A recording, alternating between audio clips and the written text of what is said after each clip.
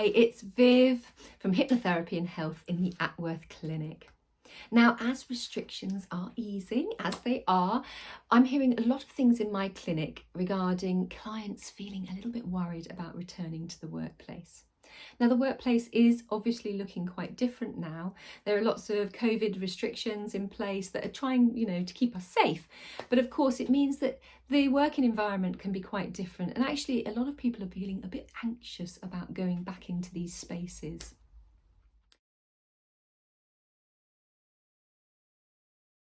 This is actually quite a normal response to feel anxious about these changes. So it's not you going completely bonkers or mad, it's actually a primitive response to change. Our brains don't like it. They actually don't like it, and we've had to cope with an awful lot of change over the last year. What can we do to help ourselves ease ourselves through this process of change? Well, here's a few little tips I think that are really important to do. Number one, breathe. Sounds the most simple thing to do, doesn't it? But actually, quite often we will be breathing quite shallow, and that of course sends signals to our brain that something's wrong, that we're in a little bit of a panic situation. So take the time just to take a few minutes, maybe a couple of times a day, maybe in the morning, in the afternoon, in the evening, just to sit still and take a couple of minutes to breathe. Now, the exhale breath should be longer than the inhale breath. Okay, so just make sure whatever you're breathing in, you're breathing out just a little bit longer. The second thing you can do is actually focus and visualize positive outcomes. Okay, sounds again simple. Let's think past the problem. So if your problem is, going into the work environment, think about what it would look like if you'd had a really good day there. Think about how you'd come out feeling bright and breezy, or yes, I did it. Just start visualizing past the problem and start thinking about, how you'd feel if you did really well. Think back to a time maybe when you've had a really nice day at work in that particular place, and just think about yourself, how you felt when you came out, how you felt that you've achieved stuff, or, that you'd worked really well, and all those nice positive interactions that you'd had with your work colleagues. So that's the next thing. Start thinking and visualizing past the problem. Now, number 3 is seek help. So seek help, whether that be phoning a friend or a relative, or whether it be calling somebody like me, somebody that can help you start thinking past the problem to build that resilience. And that's what I do with my clients. I get them to get loads of tools in their box so that actually they can cope with these things. They can look past the problem, they can pull on those tools whenever they need to, and really live their life how they want to. So the third one is seek help, whether that be through a professional or a family member or a friend. So seek help, number 3. Number 4, this is my favourite one of all. This is something I'm a real advocate for, and that is staying healthy and exercising. Exercise is so important for our well-being in life. So my number 4 is get outside and exercise.